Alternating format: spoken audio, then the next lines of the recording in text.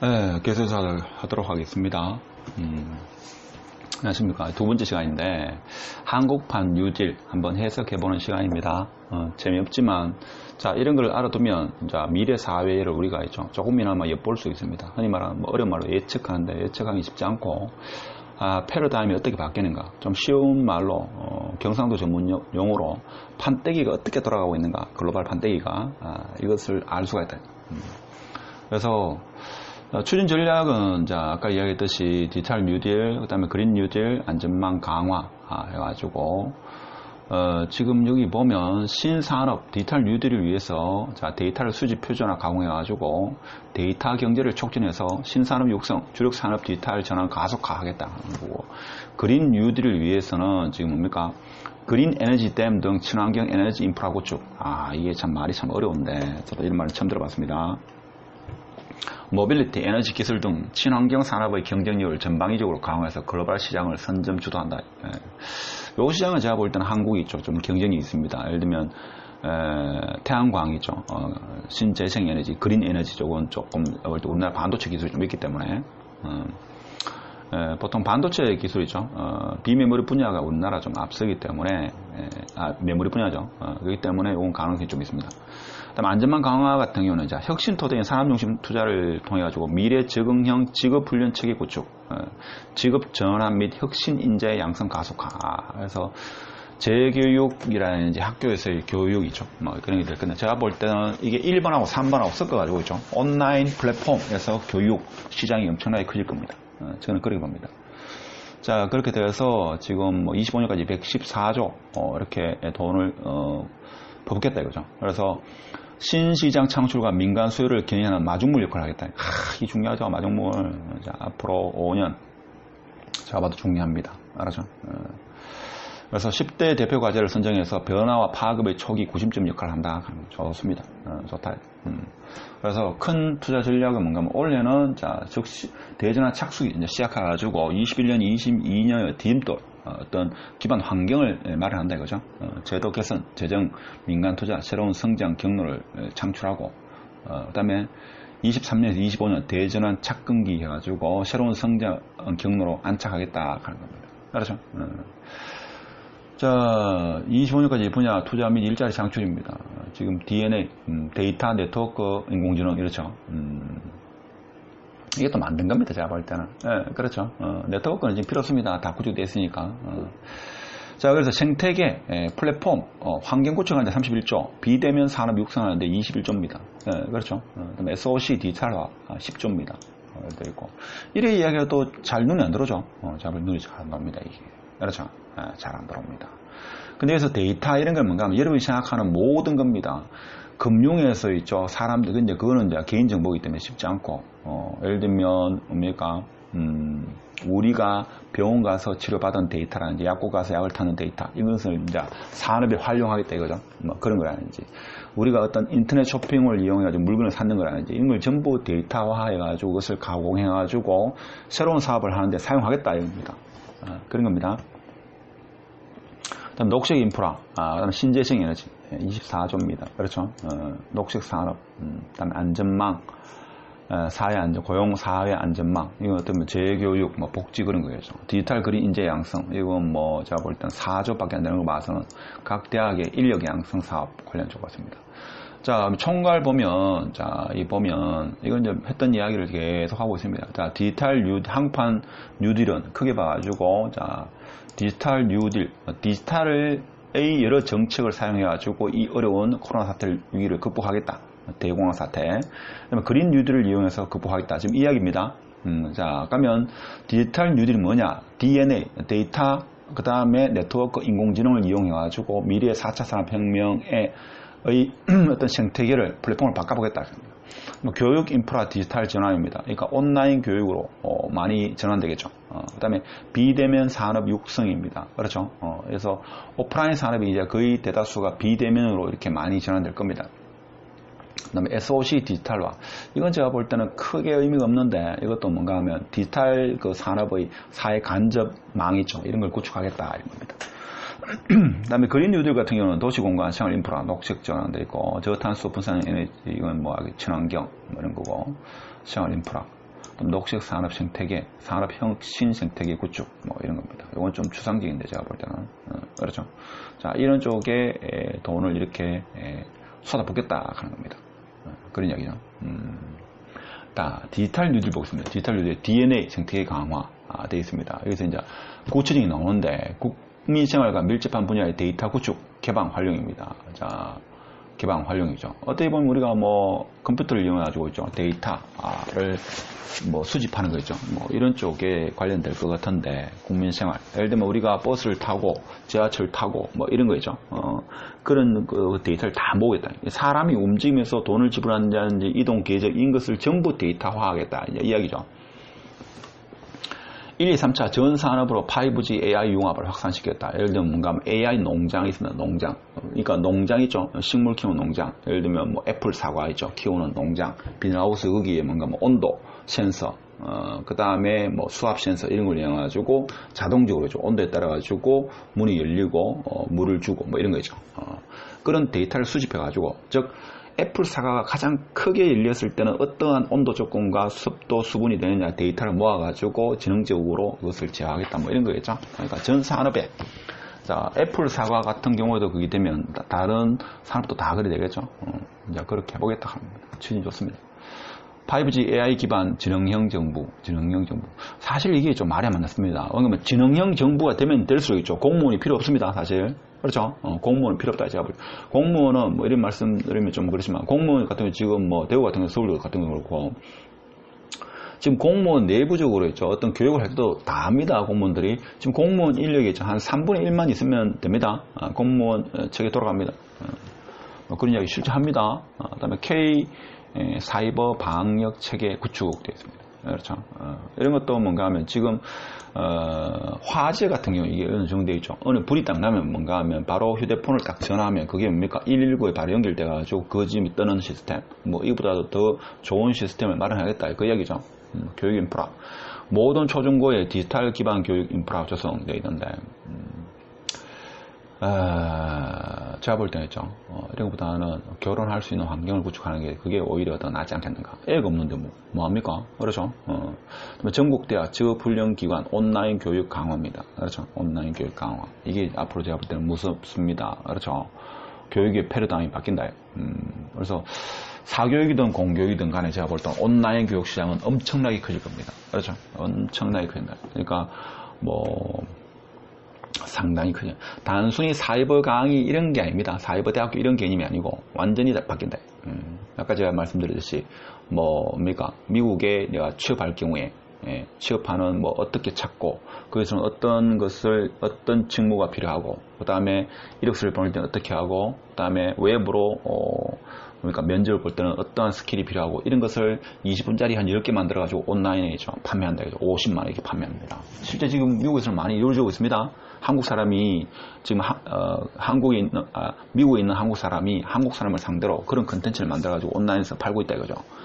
그런 경영학에 서 마케팅 과정부터 해가지고 그 다음에 엄청나게 과정이 있습니다. 제 같은 경우도 이제 이번에 열었는 게 이제 상가 전문 그러니까 건물주가 되기 위한 상가 기초부터 해가지고 실무까지 해가지고 6개월 과정으로 제가 지금 유료 채널을 만들었죠. 그런 형태로 앞으로 교육이 바뀐다.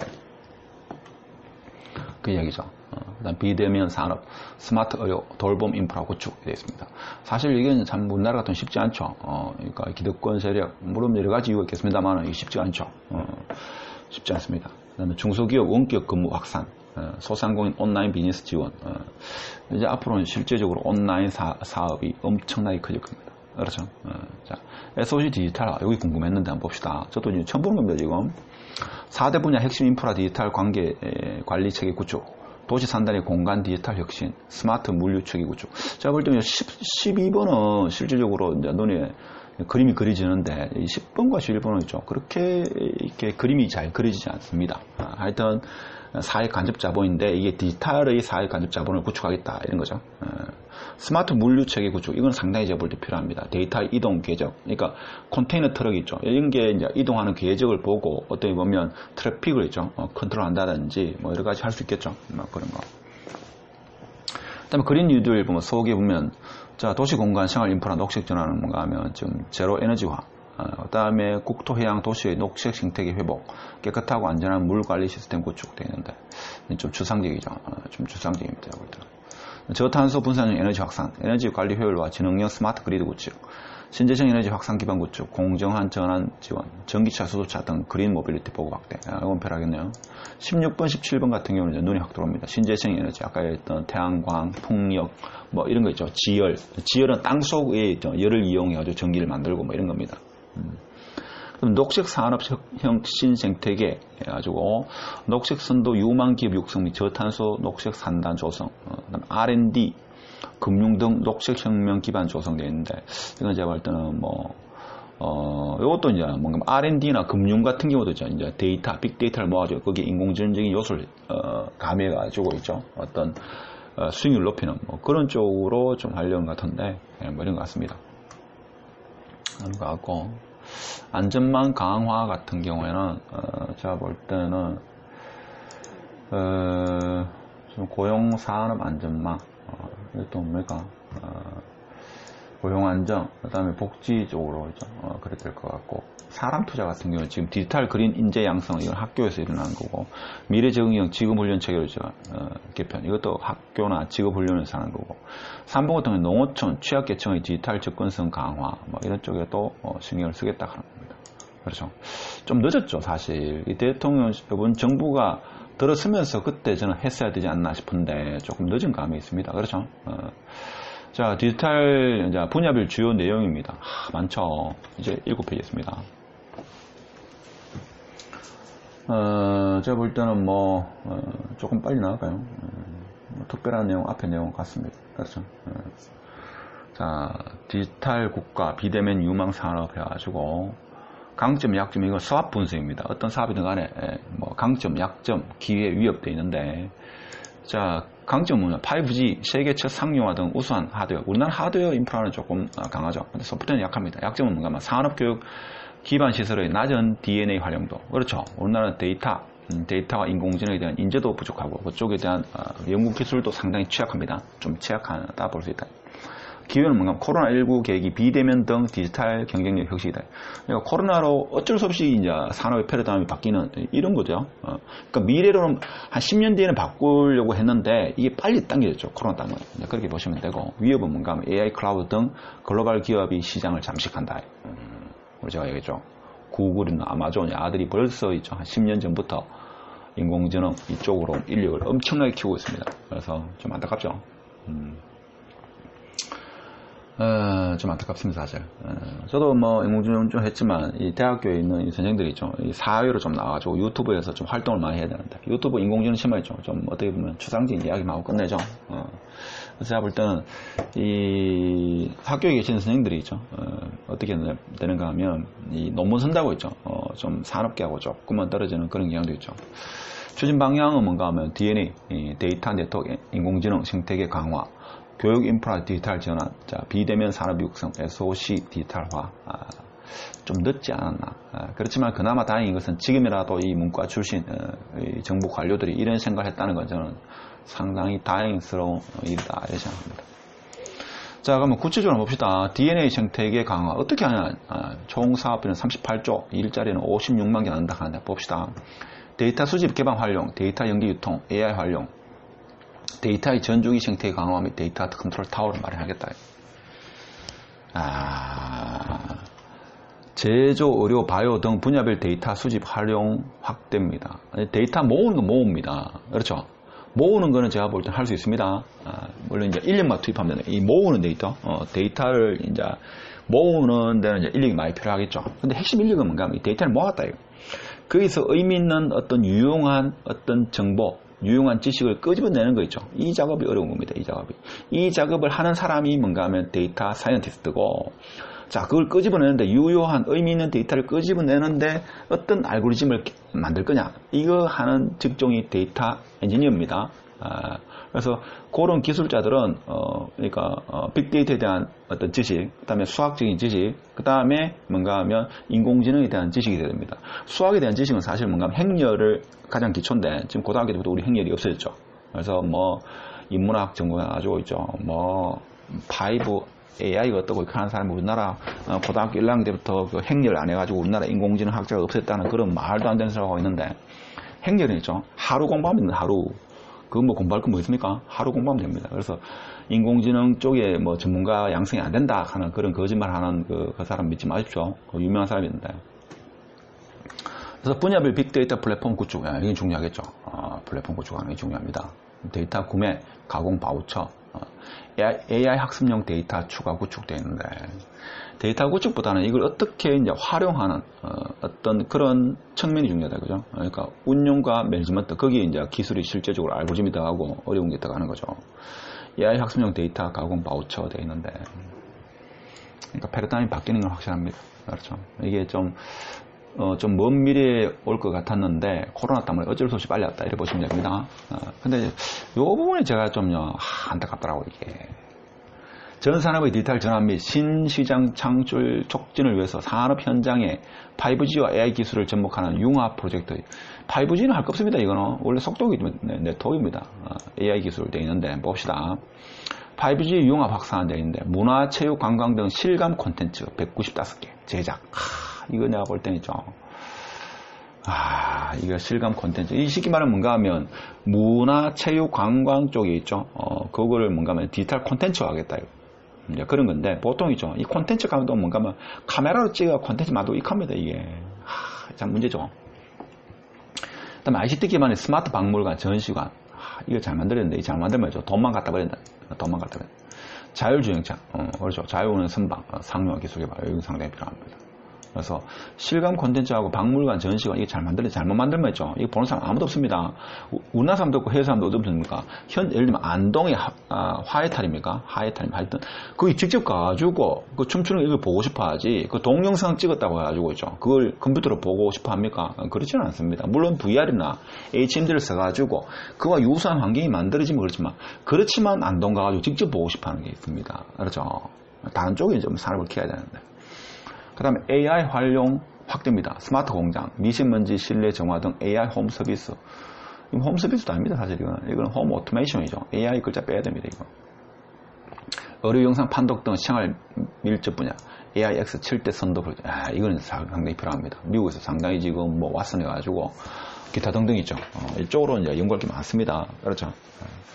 그 다음에 비대면 스마트업 육성 1000개. 요건 제가 볼 땐 필요하겠네요. 그 다음에 스마트 대학 펀드 조성 6조.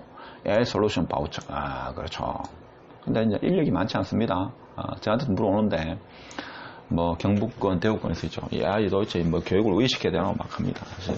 학계인 사람은 뭔가 하면 이게, 논문 쪽으로, 아카데믹 쪽으로 상당히 치우쳐 있고, 필드에 계시는 분은 코딩 쪽으로만 치우쳐 있다.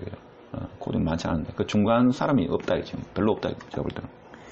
자, 그리고 5G AI 기반 지능형 정보입니다. 근데 이게 참 아이러니한 게 지능형 정보로 가면 갈수록 공무원이 필요 없다 이거.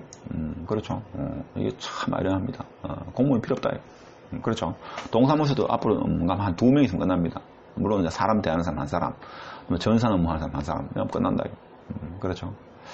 그래서 이제 이 문제가 어떤 그때 초창기입니까? 공무원 많이 뽑았죠. 앞으로 어떻게 될지 좀 궁금합니다. K 사이버 방역 체계 구축되어 있는데, 소프트웨어 보안 취약점 진단 점검되어 있는데, 뭐 사이버 쪽이죠. 한다 하는 과거부터 있었는 겁니다. 이건 보안 이름을 바꾸는 거예요. 그다음에 교육 인프라 디지털 전환입니다. 그래서 무슨 망, 5G 구축하고, 그다음에 노후 PC, 노트북 20만 대 교체하는데, 온라인 교육 선도 학교 주고, 1200교, 교육용 태블릿 PC 24만 대 지원. 이게 뭡니까, 이게? 하드웨어는 바꾸는 하드웨어. 제가 볼 때 이 온라인 콘텐츠 있죠. 이걸 바꿔줘야 되는데. 온라인 플랫폼, 다양한 교육 콘텐츠, 빅데이터를 활용해서 맞춤형 학습 콘텐츠를 제공하는 온라인 교육 통합 플랫폼 구축한다. 자, 그리고 대학 같은 경우는 뭔가 하면, 자, 이걸 보면 이제 여러분이 있죠. 지금 학원 하시는 분이라든지 학교에 계시는 분이라든지 뭐 기타 등등이 있죠. 하는 사업이 이제 새로운 사업이 눈에 보이는 겁니다. 자, 이제 대학이 뭔가 하면 대학 온라인 강의입니다. 전국 39개 국립대 노후 서버 네트워크 장비 교체 해가지고 현직 예비교원 미래센터 28개 설치한다. 온라인 강의 제작, 빅데이터 활용, 교수 모델 역량 강화. 그 다음에 AI 로봇 4차 산업혁명 수혜에 적합한 유망 강좌 개발 확대입니다. 그렇죠. 글로벌 유망 콘텐츠 도입 뭐 되어 있습니다. 자, 이런 거. 직업훈련 교육을 콘텐츠를 하겠다. 가상훈련 교육 콘텐츠 개발 이건 뭔가 미국에서 뭐 예전부터 있었는데, 그러니까 우주 왕복선 있죠. 거기에 훈련시킨다든지 안 가면 그 전투기죠. 조종사를 실제 환경과 똑같은 환경에서 이 가상 교육을 시키는 뭐 그런 쪽에 화재 쪽이죠. 교육시키는 뭐 그런 겁니다. 일단 비대면 산업 육성 뭐 이런 쪽에도 지금 보면 안전 쪽에도 있고 그다음에 건강 관련해 가지고 예전부터 있었죠. 있었습니다. 중소기업 이 원격 근무 구축되는데 이게 쉽지 않죠. 좀 쉽지 않을 겁니다. 화상회의 고도화 중소기업에서는 이게 쉽지 않습니다. 소상공인 온라인 비즈니스 지원 사실 제가 볼 때는 이게 상당히 필요합니다. 그렇죠. 소상공인 상당히 필요하지 않겠나. 자, 그다음에 SOC 디지털화 되어 있는데 지능형 교통 시스템 이거는 20년부터 있었습니다. ITS 가지고 인텔리전트 직접 이게 T가 뭡니까? 교통 갑자기 생각 안 나는데 시스템 해가지고 한 10년 15년부터 있었다. 자, 모든 철로의 IoT는 뭔가 하면 인터넷 오브 싱 해가지고 모든 사물의 IP를 집어넣어가지고 센서를 하겠다. 데이터를 얻어오는 겁니다. 그런 거고 디지털 트윈 해가지고 지하 구조물, 그러니까 상하수도 거기 있죠. 센서를 다 넣어가지고 어떻게 흘러가는가, 3D 통합지도, 뭐 지하 공동구, 뭐 기타 등등이죠. 전부 디지털화 하려고 하면 데이터를 모아야 됩니다. 그럼 IoT가 필수적이겠죠. 뭐 이런 거. 그다음에 재난 대응, 뭐 조기 경보 시스템 설치 이런 것도 전부 IoT 쪽이고. 자, 그러면 이제 공간 디지털 혁신 이건 뭔가 하면 CCTV 연계 및 통합 플랫폼 구축되어 있는데 이게 지금 그림이 잘 안 그리더라고요. 지금 보니까 스마트 횡단보도, 수용답형 대중교통, 드론 배송 되어 있는데. 자, 그래서 스마트 물류 체계 구축해가지고 스마트 공동 물류센터 해가지고 이동되는 거 있죠. 이 전부 데이터화 시킬 겁니다. 그렇죠? 데이터화 시키고 그다음에 식자재 관리, 그다음에 관리 통합 플랫폼. 온라인 경매 플랫폼, 그 다음에 로봇 IoT 빅데이터, 활용 첨단 배송 물류 기반 기술, 뭐 이런 거겠죠. 아이고, 시간이 많이 지났는데, 자, 오늘은, 자, 이 정도만 할까요? 너무 또, 오래 하니까 좀 재미없을 것 같은데, 제가 볼 때는 뭐, 사람들이, 시청자분들이 별로 좋아하지 않을 영상 같은데, 그래도 몇몇 분은 듣지 않겠나, 이런 생각에서, 자, 14페이지 정도 하고, 다음에 또 하도록 하겠습니다. 자, 끝까지 시청해주신 분, 여러분이 진정한 미래를 볼 수 있는 눈입니다. 감사합니다.